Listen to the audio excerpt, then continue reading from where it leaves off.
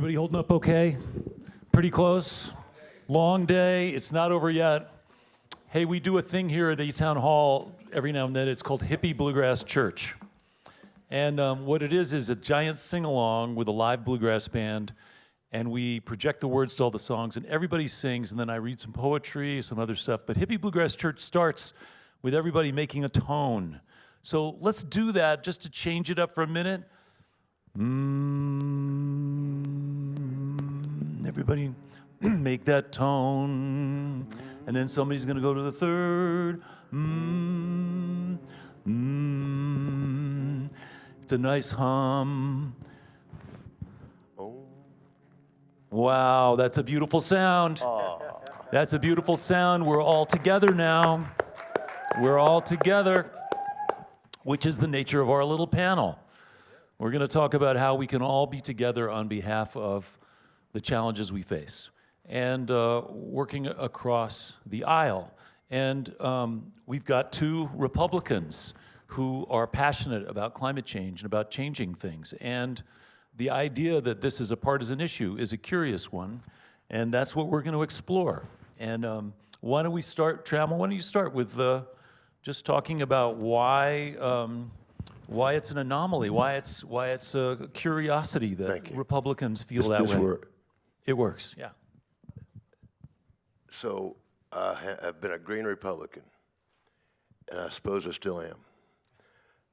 In my opinion, no party is a good party. That's just how I feel. Okay? But maybe that's another way of saying we have to be bipartisan.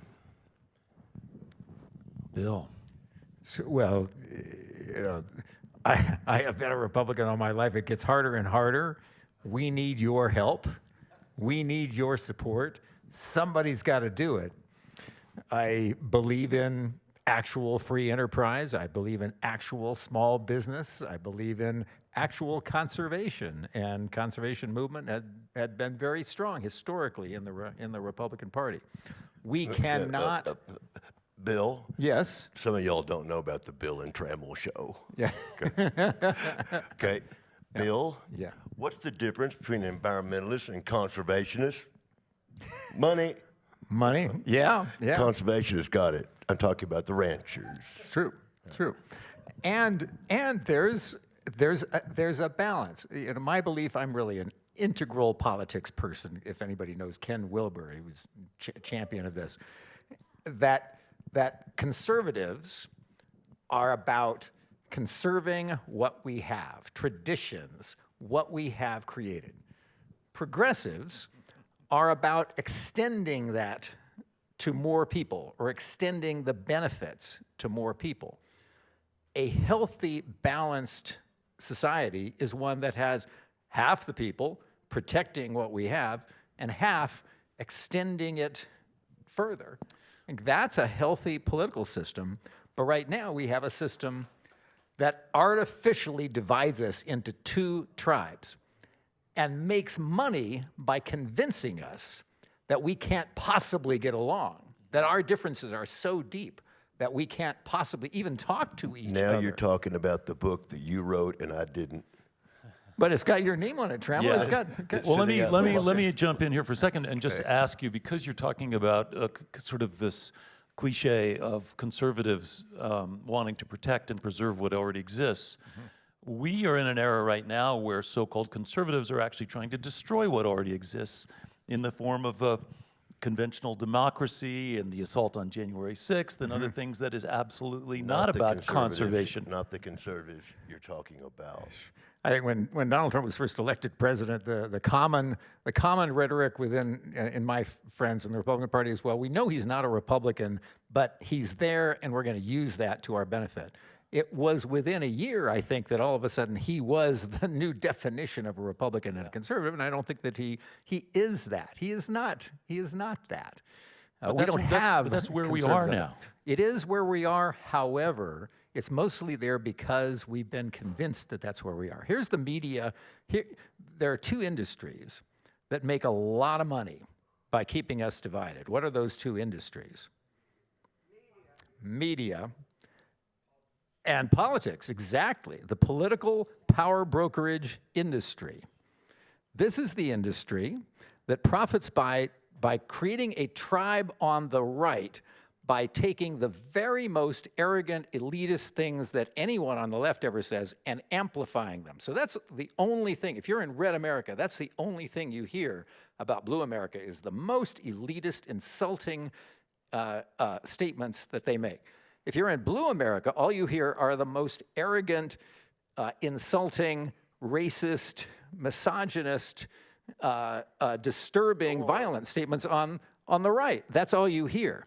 Now, the reality is that 70% plus of the nation in the broad center is all for the policies and the changes that we need to protect the environment. And that's 70% across the board. The problem is they live in these two different worlds and they think the other ones don't exist. It's about 12% on the far left and 18 on the far right. 18% on the far right, right. And because only 25% of folks are Republicans, because most people have left out of disgust or something, we've got 18%. That 18% controls who is nominated by the Republican Party. So this is a flaw in the system that means that all we get are extremists on these issues. Now, in the Democratic Party, it's 35%, and only 12% are the extremes. So the Democratic Party isn't quite as extreme. It will be over time because this profit model is so beneficial. But that's why we need more people to help us on the Republican side of the aisle. Are there Republicans who can run and win an election with an environmental conservation, climate crisis platform? In various states, yes. Name one. You name them, Bill. Well, there are. First of all, Republicans can win on a pro-clean energy platform. Young Republicans, the Republicans. What does that mean, Bill? Just what does that mean? Pro-clean energy. What does that mean? Pro-clean. There are three things that Republicans and Democrats agree on overwhelmingly. And if we do these three things right, we can keep global temperatures from increasing more than a degree and a half this century. Number one is clean energy choices. Lots of choices, a variety of choices, an ecosystem of choices, not just solar and wind, but a wide variety. Number two is conservation, nature-based solutions, healthy forests and healthy oceans that absorb carbon, shifting agriculture to regenerative forms. These are things that have broad bipartisan support. Healthy wetlands and healthy soil. Healthy wetlands, healthy soil, all this. And then third is a circular economy. And that is keeping materials and chemicals in the loop, but it's also innovating the way nature does. Those three areas unite at least 70%, often 80, 85% of voters. But we're told that that's not true, that we can't, and we live that. Probably everybody in this room, if you're living in the blue world, you have a particular view of red voters that is not accurate for Trammell and I. I think we're really talking about politicians, not so much the voters. So we're talking about how do we elect politicians who can actually embrace these concepts. And the 70% of the U.S. population that supports these ideas is irrelevant, apparently, to Republican platforms. It's just not a part of a Republican platform because they're typically afraid of getting primaried from the right. So that's a stumbling block for electing a moderate Republican. We've experimented with ways to shift that, and we've been successful in 7 out of 9 races. We almost beat Lauren Boebert, not far from here, using this. So it can be done. We won in 7 to 9 cases, and the 8th one was Lauren Boebert, and we almost won. So this can be done. Now, there's a very good group I would recommend to everybody here if you want to make a difference. It's called Bipartisan Climate Action. Bipartisan Climate Action is about assuring that we have 20 strong Republican and Democratic bipartisan climate solution advocates in Congress who can lead the rest of Congress toward a bipartisan solution. That's what we need. They are, I think, the most rational, practiced, experienced at doing this right. So if anybody wants to write your $5,000 check, that's a group that I would recommend, Bipartisan Climate Action. And I can put you in touch with them if you want. Once we have a base of 20 Republicans and Democrats who can come together behind the same solutions, the other Republicans that we need will come along. But they won't come if we let the issue be typecast as a wedge issue, if we let the Steve Bannons and so on define it as an issue that Republicans can't touch. So we need those 10. What about fundraising? What about how many of those Republicans are willing to give up oil and gas money when they're campaigning? Oil and gas money is not as effective in this as, it's interesting to understand how the political power brokerage industry works. It's more of an extractive industry than it is a receptive industry, right? People think big corporations control what the political industry does. It's the other way around. The political industry extracts money from vested interests in return for not destroying them. Now, the political industry has created on the right a hard core of activists who are largely anti-corporate. You see that with the Disney situation. You see that with the anti-ESG. These are anti-corporate activists on the far right, and then the left has their anti-corporate activists on the far left. So we have this perverse system where we've essentially been colonized. We have the most extreme voices on the right scaring the left to all vote as a group. We have the most extreme voices on the left scaring the right to vote as a group. As long as we're at war, the political industry controls the $4.5 trillion federal budget and who benefits from that. So it's not so much the oil and gas companies. Of course, they have lots of power, but they and all of us are caught up in this machine that profits the media and the political industry by failing to solve the key problems that we face. Is that how it plays? Is that how it plays in Texas, Trammell? Both you guys are way over my head. Oh, come on. I don't think But so. I was hunting for an example that does not speak to your point, and it's immigration. I'll hopefully offend everybody in the room. I've given money to anti-illegal immigration groups for, I don't know, a decade or two. Republicans were not in favor of that. They wanted more because they wanted cheap labor. Democrats wanted more because they wanted more votes. And then Trump came in and turned it into a racist issue, and all of a sudden, all these Republicans given to these immigration groups, I don't have to give to them anymore. But it's a racist issue now. So maybe that touches something of what you're saying of how the two parties are at each other's throats. Well, let me ask you about this. Let me ask you both about this moment and whether the chaos holds some potential for breakthrough. So we're in a situation right now with a no Speaker of the House and some dissension in the ranks on both sides and curiosity about whether there's, the idea that working across the aisle costs Kevin McCarthy his job. Does that represent in your mind an opportunity for some bipartisan collaboration in Congress and some getting away from, as Congressman Crow this morning talked about, moving from party to patriotism? It does create that opportunity, and it'll be interesting to see what happens. We had 8 Republicans that teamed up with 200 Democrats to take down Kevin McCarthy, and Kevin McCarthy is accused of stepping across the aisle and undermining his party. It was those 8 Republicans that undermined their party and the country by taking that action. But they were incensed by the fact that he reached across the aisle to come up with a compromise that kept those eight were, those 8. But the other 200, the other 200 wanted to continue to govern. The problem was it came too fast without enough groundwork between among the Problem Solvers Caucus to bring enough Democrats aboard to actually have a power sharing arrangement. We should have a power sharing arrangement at this point. With the House so closely divided, it's a great opportunity to actually govern in a bipartisan way. But we're not doing that. However, anybody know what the second largest Republican caucus in Congress is right now? The largest is the Republican, what do they call it? I can't remember. It's the main caucus of all the rooms. But what's the second largest?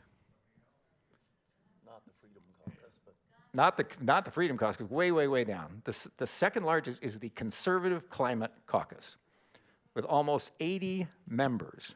The Conservative Climate Caucus, led by John Curtis out of Utah.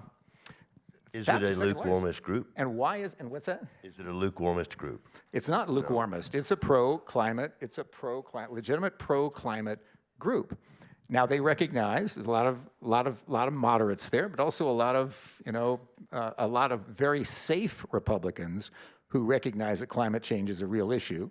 Politically, they know that their young voters are all in for this. Politically, they know that suburban moms, by the way, the most powerful force in American politics, if we can And the bring force them. that started Earth Day in 1971. There you go. Middle-class housewives. Moms as a whole, $7 trillion in buying power in this economy. Moms are the ones that we need to bring aboard. Bipartisan. They're all for it. Bipartisan. But these Republicans recognize that they need those votes. And many of them also realize that we actually need to do something about climate. We are so close to being able to win. It seems so impossible, I realize, but we are so close if we can do this strategically. And that means that whether you're a Democrat or a Republican, put some funds into groups like Bipartisan Climate Action so that we can bring in a core of bipartisan supporters who can assure that we have that bipartisan vote. That's number one. Perhaps take out a cancer.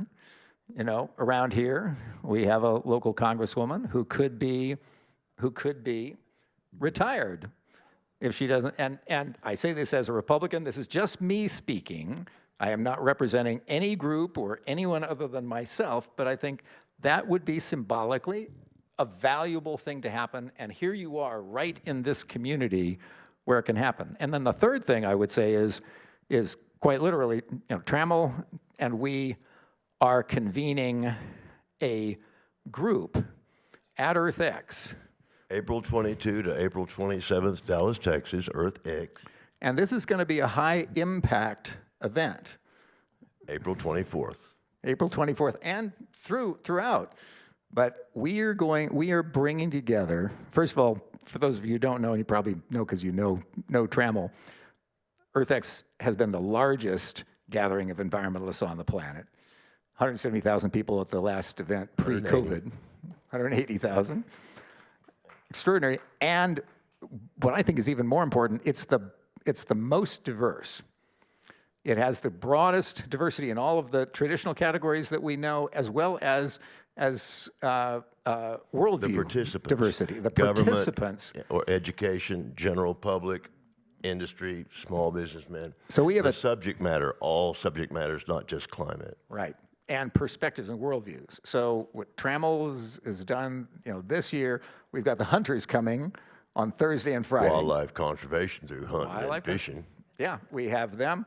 We've got the traditional combatants over climate on Monday. We got circular economy on Tuesday. We have the family offices and political folks on Wednesday. Conservatives. But Bill, can Thursday, you say Friday. something about Wednesday and democracy? If we're going, I know we're just about we're out of here. time. Yeah, I mean, I If think we're going to be successful in protecting climate, we got to fix our democracy as well. And we can do those two things at the same time. We can prove that democracy can work by forming a small group of folks across this center, 20 folks in Congress and a set of voters who will only vote for climate problem solvers. Once we do that, we win. It looks very hard. It's not as hard as it looks. It's really within our grasp, and folks in this geography are in a good situation. But come to EarthX And we're going to get this done. So EarthX, is that information available online? EarthX, some kind, website? EarthX.org. .org, earthx.org. Okay. There's flyers out there. And the organization, Bill, that you encourage us to support is Bipartisan Climate Action. Bipartisan Climate Action. Okay. If you want, I'll give you my text number. If you're interested in any of this, let me know. 415-706-4482. 415-706-4482. Operators are standing by. Obviously, but really, I mean, I'm happy to make the connect to people. You got to tell Let them me- about EarthX TV. Let me thank you guys for being on the panel, and I also just want to remind everybody here that what we're talking about is doing stuff. We're talking about action, about changing things. So these are two opportunities where we can actually try to bridge the gap and encourage elected officials to work across party lines. And meanwhile, you can tune in on Spectrum TV and Direct TV to EarthX TV. And if we don't get you, we're going to go out of business. All right. We're in 20 million homes in America, 30 million homes in Europe. Only environmental TV station. Awesome. Good to know.